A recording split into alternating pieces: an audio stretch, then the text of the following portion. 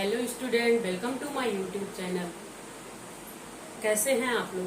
उम्मीद करते हैं कि आप लोग बहुत अच्छे होंगे। चलिए, आज की क्लास हमारी होने वाली है, बहुत ही इंटरेस्टिंग टॉपिक है जो कि बीपी, जिसको हम लोग कहते हैं ब्लड प्रेशर। आम भाषा में क्या कहते हैं? बीपी।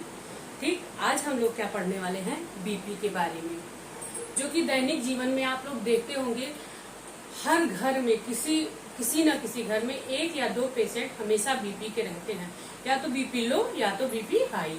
तो आज हम लोग जानेंगे कि बीपी लो क्यों होता है और बीपी हाई क्यों होता है, और इसको हम लोग जिससे बीपी हम लोग नापते हैं, जिससे मेजर करते हैं, उस मेजरमेंट का नाम क्या है, उस इंस्ट्रूमेंट का नाम क्या है जिससे हम लोग बीपी को मेजर करते हैं। ठीक, आज हम लोग क्या पढ़ेंगे? बीपी के बारे में पढ़ने वाले हैं, जिसको आम भाषा में हम लोग क्या कहते हैं? बीपी। बीपी का बहुत लोग फुल नेम भी नहीं जानते हैं कि क्या होता है। तो इसका मतलब होता है ब्लड प्रेशर। क्या बोलते हैं? Blood pressure. इंग्लिश में इसको कहते हैं ब्लड प्रेशर। और अगर हिंदी में हम लोग जाने इसका नाम, तो बहुत लोग कहते हैं, क्या बोलते हैं इसको? रक्तदाब। क्या बोलते हैं? रक्तदाब। रक्तदाब, या फिर इसका एक और नाम है जिसको हम लोग हिंदी में क्या रक्तचाप के नाम से भी जानते हैं। क्या बोलते हैं? रक्तचाप। रक्तचाप। ठीक, आज हम लोग क्या पढ़ने वाले हैं? ब्लड प्रेशर के बारे में। ठीक, अब आप लोगों को हम कई बार भी बता चुके हैं, सर्कुलेटरी सिस्टम में भी, हार्ट में भी बता चुके हैं। इसमें क्या होता है, आप लोगों को हार्ट का एक फिगर बना के बता देते हैं, एक छोटा सा फिगर बना दे रहे हैं, जिसमें जो आप लोगों के भी काम आएगा। ठीक,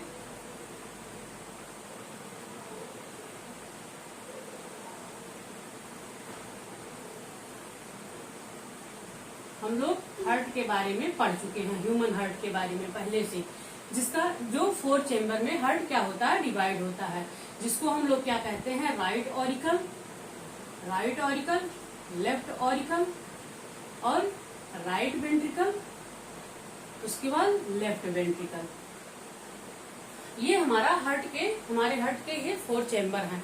अगर आप लोगों को हार्ट के बारे में पढ़ना होगा तो मेरा इसके पहले का हार्ट वाला जो लेक्चर है, ह्यूमन हार्ट वाला, वो आप लोग जब देख लेंगे तो आप लोगों को हार्ट के बारे में अच्छे से समझ में आ जाएगा। और हम उम्मीद करते हैं कि आप लोगों को ये सब नाम रटाया होगा।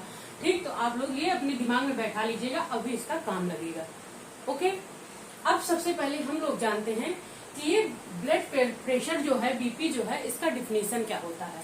ठीक, अब बीपी का डिफिनीशन क्या होता है, तो हम लोग इसको सबसे पहले क्या लिखने वाले हैं, इसको हम लोग बीपी को बोलेंगे। अगर इसकी डिफिनीशन देखी जाए तो हम लोग लिखेंगे प्रेशर इज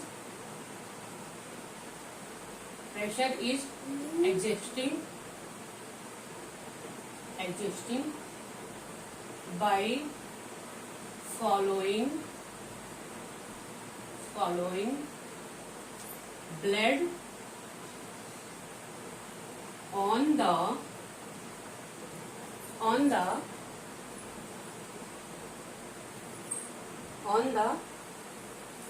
walls of, क्या लिखेंगे? walls of arteries।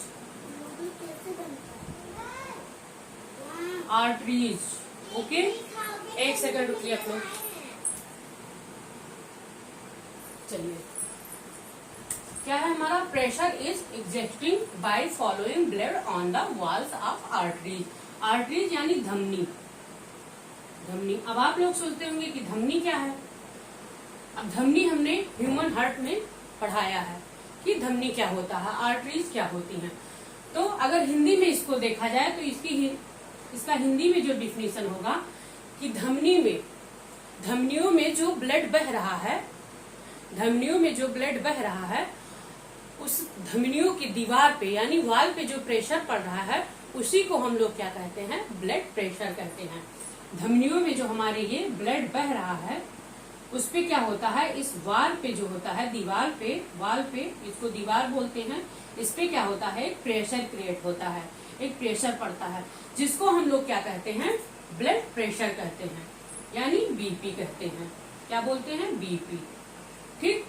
अब सवाल ये आता है कि ये बीपी जो होता है, ये बीपी अगर देखा जाए कि एक हेल्दी पर्सन में बीपी कितना होता है, नॉर्मली देखा जाए कि बीपी कितना होता है हम लोगों का, तो ये बीपी जो हमारा होता है, ये बीपी हमारा 120/80 mmHg होता है। क्या होता है? mmHg होता है। हम जो बीपी को नापते हैं ये mmHg में यानी मर्क्यूरिक प्रेशर में नापते हैं। किसमें नापते हैं? मर्क्यूरिक प्रेशर में। तो एक हेल्दी जो व्यक्ति होता है, ऐसा डॉक्टर बताते हैं, ऐसा हमारा साइंस बताता है कि उसका जो बीपी होता है तो वो 120/80 होता है। ठीक, 120/80 mmHg होता है। ठीक, Hg होता है।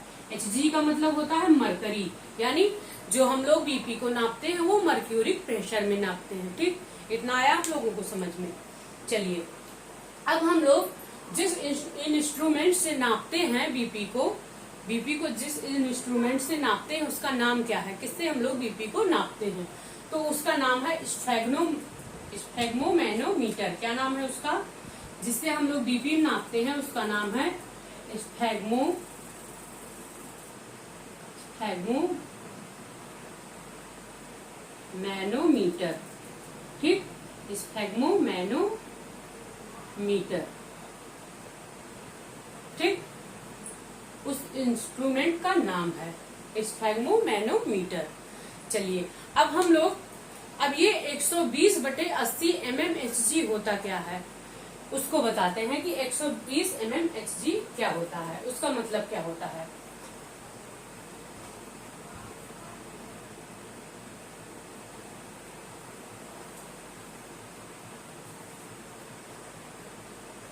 अब ये जो हमारा 120 mmHg होता है, 120 mmHg होता है, 120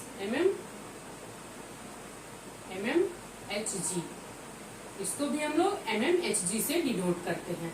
ठीक, अब इसमें क्या होता है? 120 mmHg क्या है? ये क्या होता है? अब ये इसका मतलब क्या होता है? जब ये जो हमारा हार्ट है, ये वेंट्रिकल वाला, ये क्या होता है? आर्टरीज जो थी वो क्या होता है? ये सारा जो है यहाँ पे ब्लड क्या होता है? फ्लो होता है। यहाँ पे शुद्ध रक्त फ्लो होता है, शुद्ध रक्त बहता है। तो यहाँ पे एक क्या निकला होता है? एक हमारा ओटा निकला होता है। इसको हम आयोटा भी कह सकते हैं या ओटा भी कह सकते हैं। ओटा जिसको हम लोग क्या कहते हैं? महाधमनी बोलते हैं। यहाँ पे हमारी महाधमनी होती है। ठीक, इससे क्या होता है? इसी से यहीं पे हमारा क्या होता है? लेफ्ट हैंड में क्या करते हैं? ये स्फेग्मोमैनोमीटर लगा के ये क्या करते हैं? बीपी को चेक करते हैं। तो जब क्या होता है? ये कॉन्ट्रैक्शन करता है। क्या करता है? कॉन्ट्रैक्शन। क्या करेगा? कॉन्ट्रैक्शन।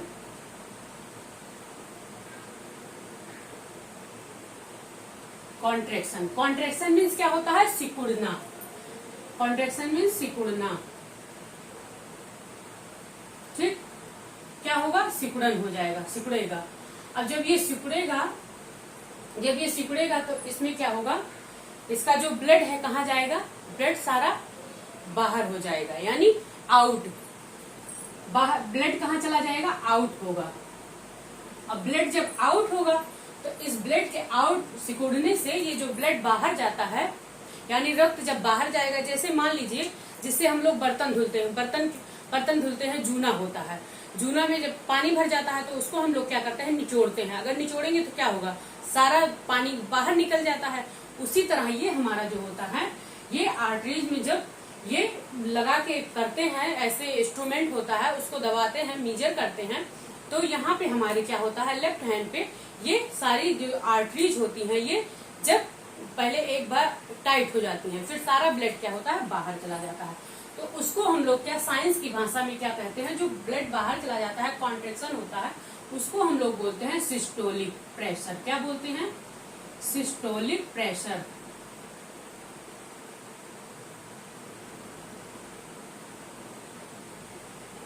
उसको हम लोग बोलते हैं सिस्टोलिक प्रेशर। ठीक, अब ये कितने, इसको, इसकी ये जो ब्लड होता है इसको बाहर जाने में कितने टाइम लगता है, तो इसमें हमारा 0.3 सेकंड लगता है। सिस्टोलिक प्रेशर में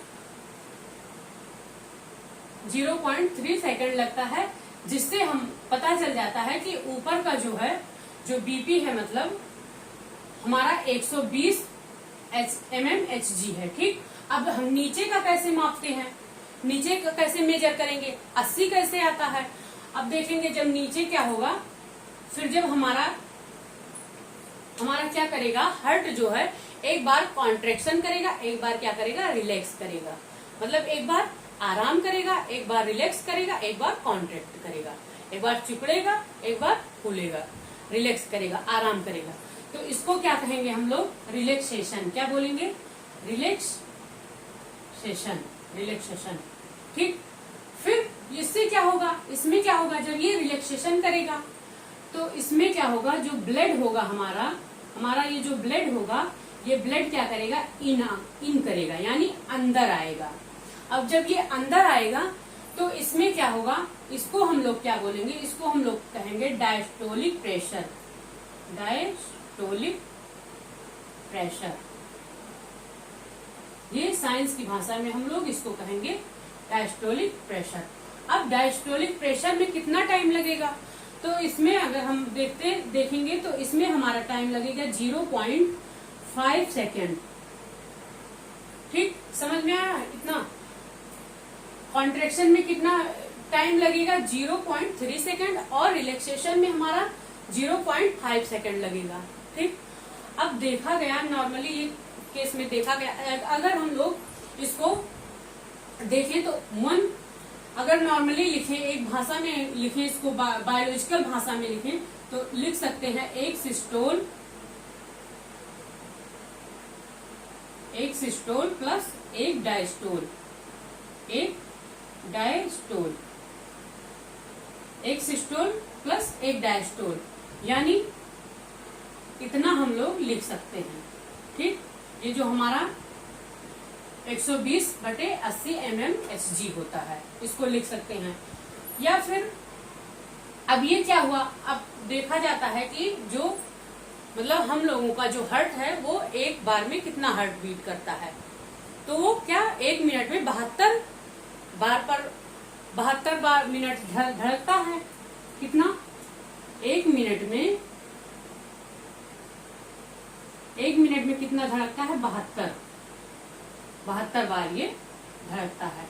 तो अब अगर देखा जाए तो ये जो सिस्टोलिक होता है, सिस्टोलिक प्रेशर, ये भी 72 बार होगा, और डायस्टोलिक जो प्रेशर होगा ये भी 72 बार होगा। तभी तो 1 मिनट में, अब ये जब सेकेंड में धड़केगा तभी तो आएगा हमारा 72, 1 मिनट में 72 बार, 1 मिनट में क्या होगा, 72 बार होगा। या तो फिर हम अगर सेकेंड में लिखना चाहें तो ये एक सिस्टोल प्लस एक डायस्टोल बराबर होगा 0.3 plus 0.5 second equal to 0.8 second. ठीक, ये एक सिस्टोल और एक डायस्टोल कंप्लीट करने में इसको 0.8 सेकेंड का टाइम लगता है। और अगर हम लोग मिनट में देखें तो ये 72, 1 मिनट में ये 72 बार धड़कता है।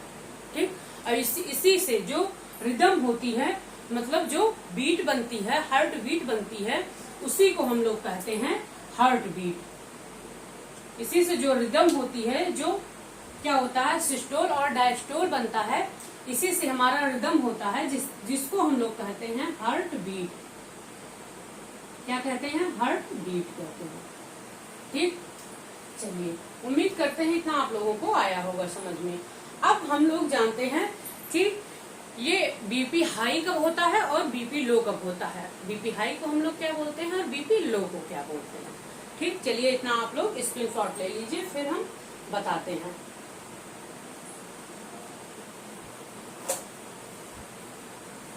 अब हमारा हाइपरटेंशन कब होता है और हाइपोटेंशन कब होता है, जानते हैं हम लोग।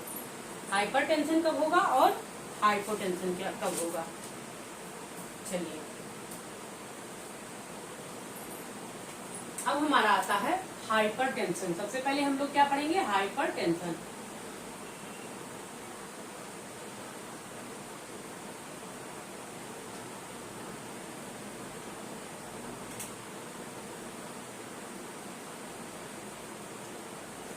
हाइपरटेंशन, हाइपरटेंशन का मतलब होता है बीपी हाई होना। क्या मतलब होता है, बीपी हाई होना। बीपी जब हाई हो जाता है तो हम लोग कहते हैं कि क्या हो गया, हाइपरटेंशन हो गया। ठीक, और जब बीपी लो हो जाता है तो उसको हम लोग बोलते हैं हाइपोटेंशन। बीपी हाई को हम लोग, बीपी लो को हम लोग क्या बोलते हैं, हाइपोटेंशन। इसमें क्या होता है, हमारा बीपी लो हो जाता है। ठीक, अब बीपी हाई जब होता है तो इसमें लगभग कितना आता है, जब जाते हैं डॉक्टर के पास जाते हैं तो जब वो मेजरमेंट करते हैं, मेजर करते हैं आपकी बीपी इंस्ट्रूमेंट से, स्फेग्नोमेनोमीटर से, जब आपकी बीपी देखते हैं कि बीपी हाई कब है और बीपी लो कब है। जब हाई होता है तो कितना आता है, हमारा जो मर्क्यूरिक प्रेशर है वो क्या बताता है, हाई में क्या बताएगा, हाई में बताता है हमारा कितना हो जाता है, हाई में हमारा 140 बटे कितना हो जाता है, 90 हो जाता है। इतना आता है बीपी जब हाइपरटेंशन रहता है। तो डॉक्टर बताते हैं कि आपकी बीपी क्या हो गई, हाई हो गई है। और जब हमारी बीपी लो हो जाती है, जब डॉक्टर मेजर करते हैं तब कितना आता है उसका, तब उसका वेट जो है, तब जो है उसका इतना आता है 90/60, यानी 90/60 जब आता है तो कहेंगे, डॉक्टर बताएंगे कि आपको हाइपोटेंशन हो गया है, यानी आपकी बीपी जो है वो लो हो गई है। ठीक, इतना आया समझ में। चलिए अब फिर उसके बाद में हम लोग देखते हैं कि जो हमारा ये फैक्टर है, ये हाइपरटेंशन और हाइपोटेंशन का, इसमें क्या क्या फैक्टर हैं, मतलब किस कारण से ऐसा होता है, उसके बारे में हम जानते हैं कि किस किस एज में होता है, कब क्या होता है, उसके बारे में हम आप लोगों को थोड़ा सा समझाते हैं कि बीपी हाई कब होगा और लो कब होगा। चलिए अब हम बताते हैं आप लोगों को फैक्टर डिटरमाइंड ब्लड प्रेशर, कि इसके क्या क्या फैक्टर हैं, किस कारण से क्या होता है, बीपी जो है हमारा हाई हो जाता है और किस कारण से बीपी लो हो जाता है। तो सबसे पहले इसमें हमारा आता है एज। एज क्या होता है, एज भी मायने रखता है। ये क्या होता है, छोटे बच्चों में जो होता है, छोटे बच्चों में देखा गया है कि बीपी जो है वो अधिकतर क्या होता है, लो होता है, उनका कभी हाई नहीं होता है। लेकिन बुजुर्ग में जो होता है बीपी हाई हो जाता है। ठीक, एज में क्या होता है, छोटे बच्चों में बीपी लो हो रहता है और बुजुर्ग में क्या देखा गया है कि हाई हो जाता है। अब हमारा सेकंड आता है जेंडर। जेंडर का मतलब क्या है, जेंडर यानी मेल में देखा गया है कि मेल में जो हमारे मेल होते हैं उनका जो बीपी होता है वो क्या होता है, वो हाई होता है, फीमेल की अपेक्षा बीपी हाई होता है। और फीमेल का जो होता है बीपी वो मेल की अपेक्षा लो होता है। लो कब तक होता है, जब तक उनका मीनोपॉज नहीं होता है। मीनोपॉज मतलब, आप लोग मीनोपॉज मतलब सोचते होंगे कि मीनोपॉज क्या है। मीनोपॉज का मतलब होता है जब उनका मासिक धर्म जो है वो रुक जाता है, उसके बाद उनका क्या होता है, बीपी हाई होने लगता है। लेकिन जब तक उनको मासिक चक्र सही से आ रहा है, मासिक धर्म जो है वो ठीक से आ रहा है, तब तक उनका क्या होता है, बीपी जो है कभी हाई नहीं होता है। जल्दी कंडीशन में देखा गया है उस कंडीशन में कि हाई नहीं होता है, लो ही रहता है। लेकिन जैसे फीमेल लोग क्या करती है, जैसे 40 से 45 क्रॉस करती हैं, उनका मीनोपॉज क्या होता है, रुक जाता है, तो उनका बीपी जो है वो हाई होने लगता है। फिर आता है हमारा बॉडी बिल्ड। बॉडी बिल्ड यानी ओबेसिटी, जिसको हम लोग कहते हैं ओबेसिटी। अब ओबेसिटी क्या होता है, ओबेसिटी यानी मोटापा। मोटापा में भी देखा गया है, ओबेसिटी में, मोटापा में भी देखा गया है कि क्या होता है, अक्सर बीपी जो होता है ये बढ़ जाता है। ओबेसिटी हो जाती है, उसमें क्या होता है, बॉडी वेट, बॉडी का जो वेट होता है वो बढ़ जाता है, मोटापा हो जाता है, तो उससे बीपी जो है हमारा बढ़ जाता है। फिर हमारा 4th नंबर पे आता है आफ्टर मील्स। आफ्टर मील्स यानी जब हम लोग जब हम लोग खाना खाते हैं तो क्या होता है, हमारा बीपी जो है वो बढ़ जाता है। और जब तक हम लोग खाना नहीं खाए रहते हैं, मील्स के पहले क्या होता है, खाना खाने से पहले क्या होता है, हमारा बीपी जो है वो कम रहता है, और जैसे हम लोग भोजन करते हैं तो हमारा बीपी बढ़ जाता है। ठीक, अब हमारा 5th नंबर पे है ड्यूरिंग स्लीप। ड्यूरिंग स्लीप यानी जब हम लोग सोते हैं तो क्या होता है, बीपी कम हो जाता है। जब हम लोग सोते हैं तो बीपी कम हो जाता है। अब इतना भी कम नहीं हो जाएगा कि उस कंडीशन में हम लोग चले जाएंगे 90/60 के कंडीशन में नहीं चले जाएंगे कि इतना ज्यादा घट जाएगा, बीपी लो हो जाएगा। थोड़ा बहुत क्या होता है, कम हो जाता है। फिर उसके बाद हमारा आता है इमोशन कंडीशन।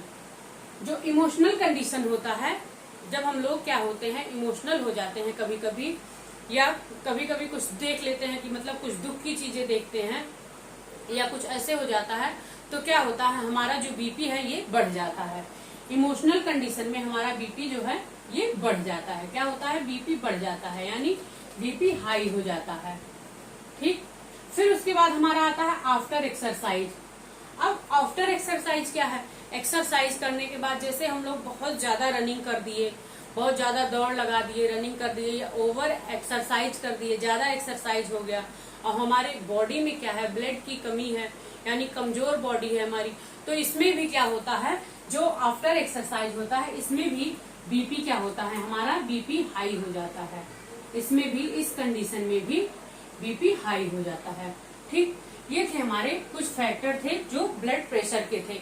अब हम लोग जानेंगे कि हाइपरटेंशन में क्या क्या होता है, उसके क्या क्या लक्षण नजर आते हैं जब हम लोगों को हाइपरटेंशन होता है, यानी जब बीपी हाई हो जाता है तब क्या क्या लक्षण नजर आते हैं। तो सबसे पहले क्या आ जाता है, जब बीपी हाई होता है हमारा, बढ़ती एज में, एज जब बढ़ जाती है तो क्या होता है, एज के साथ साथ हम बताए हैं ना, एज में देखिए, एज में छोटे बच्चों में क्या होता है, बीपी घट जाता है, मतलब कम रहता है, और बुजुर्ग में क्या होता है, बढ़ जाता है। तो एज के साथ साथ एज भी इस पे बहुत इफेक्ट डालता है। जब एज बढ़ता है तो क्या होता है, बीपी हाई हो जाता है। ठीक, फिर बाकी आप लोग ओबेसिटी ही, हाइपरटेंशन वाला आप लोग देखे हैं, ओबेसिटी भी, मोटापा भी एक कारण है जिससे क्या होता है, बीपी हाई हो जाता है। और आप लोग देखते होंगे कि मतलब किसी किसी का जो बहुत दिनों से बीमार है, उसको कोई बीमारी हो गई है, बहुत दिनों से उसकी मेडिसिन चल रही है, दवा चल रही है, तो उसको वो भी क्या होता है, वो हाइपरटेंशन में चला जाता है, यानी उसकी बीपी जो है बहुत ज्यादा हाई हो जाती है। और बीपी हाई की वजह से क्या होता है, उससे हार्ट फेल होने, या फिर हार्ट अटैक, जिसको हम लोग हार्ट फेल या हार्ट अटैक कहें, जब हाई ज्यादा हो जाता है तो उस कंडीशन में क्या होता है, हार्ट हमारा जो होता है वो फेल हो जाता है, हार्ट काम करना बंद कर देगा हाइपरटेंशन की वजह से। फिर अब हाइपोटेंशन में क्या होता है, हाइपोटेंशन में हम लोग देखते हैं, हाइपोटेंशन में क्या होता है, ब्लीडिंग होती है। ब्लीडिंग कब होगी, मान लीजिए एक्सीडेंट हो गया, कभी एक्सीडेंट हो गया, तो उससे क्या हुआ, हैवी ब्लड जो है वो फ्लो हो गया। जब हैवी ब्लड फ्लो होता है तो उससे हमारे ढेर सारे ब्लड जो है बाहर निकल जाते हैं। इससे क्या होता है, इससे भी बीपी लो हो जाता है। हाइपोटेंशन में सब लोग चले जाते हैं।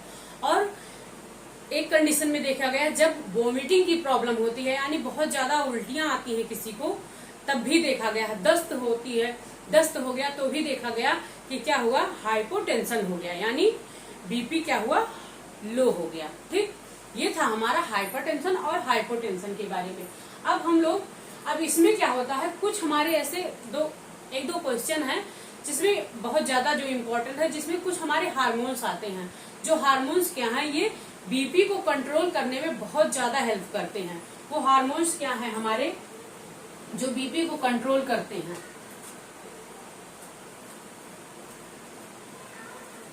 अब इसमें हार्मोन्स जो हैं वो बीपी को कंट्रोल करते हैं। क्या करते हैं, बीपी को कंट्रोल करते हैं। एक है, ये संतुलन बना के रखते हैं। हार्मोन, कुछ हमारे हार्मोन्स हैं जो क्या करते हैं, बीपी को, ब्लड प्रेशर को संतुलन बना के रखते हैं, यानी संतुलन बना के रखते हैं, यानी इम्बैलेंस होने से बचाते हैं। अब इन्हीं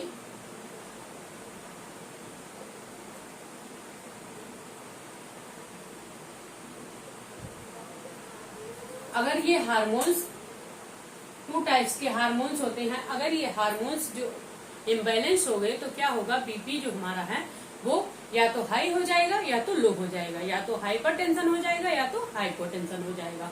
तो वो जो दोनों हार्मोन्स हैं, एक तो है हमारा थायराइड हार्मोन्स। क्या है?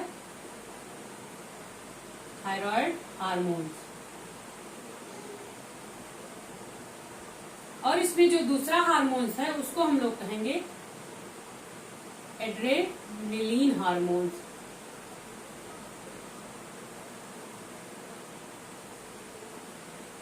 ये क्या करते हैं, ये दोनों हार्मोन्स जो होते हैं ये बैलेंस बना के रखते हैं। क्या करते हैं? बैलेंस बना के रखते हैं।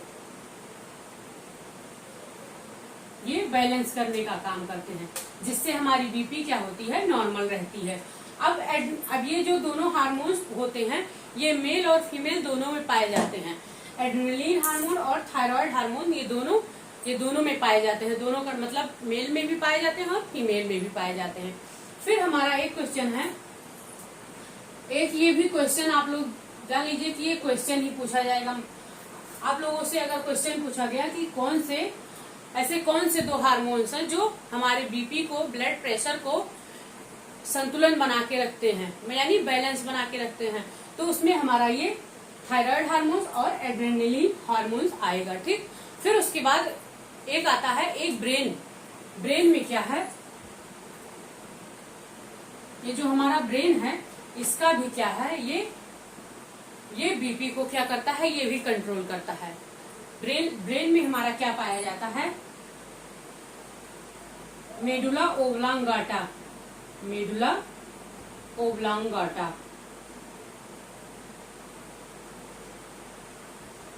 ये जो मेडुला ओब्लांगाटा है जिसको हम लोग MO के नाम से जानते हैं, शॉर्टकट में MO कहते हैं, ये क्या करता है, ये भी हमारे इसका बहुत अहम भूमिका होता है, अहम इम्पोर्टेंट रोल ये प्ले करता है इसमें ब्लड प्रेशर को बैलेंस करने में। क्योंकि ये जो हमारा जो ब्रेन है, हम लोग जो कर रहे हैं, मतलब हम कैसे बोल रहे हैं, क्या हमको बोलना है, क्या आगे क्या किस लैंग्वेज में बोलना है, क्या हमको पढ़ाना है, हाथ हम किस तरह से कर रहे हैं, ये सब क्या करता है, ये जो हमारा मेडुला ओब्लांगाटा है ये सब क्या करता है, ये कंट्रोल करता है। यही ब्लड प्रेशर को भी कंट्रोल करता है। ठीक, इसलिए इसका भी इम्पोर्टेंस है इसमें, ब्रेन का भी और हार्मोन्स का ब्लड प्रेशर में बहुत ही ज्यादा इम्पोर्टेंस रोल है। ठीक, चलिए इतना था हमारा ब्लड प्रेशर के बारे में। उम्मीद करते हैं कि आप लोगों को समझ में आ गया होगा, और अगर ये सेशन आप लोगों को अच्छा लगा होगा तो प्लीज लाइक कीजिएगा, शेयर कीजिएगा, सब्सक्राइब कीजिएगा, ताकि बेल आइकन को प्रेस कर दीजिएगा, ताकि अगला नोटिफिकेशन हमारा जब भी हम नेक्स्ट लेक्चर डालें तो आप लोगों के पास पहुंचता रहे। ठीक, चलिए आज की क्लास हमारी यहीं तक, उसके बाद मिलेंगे हम लोग नेक्स्ट लेक्चर में। Thank you for watching.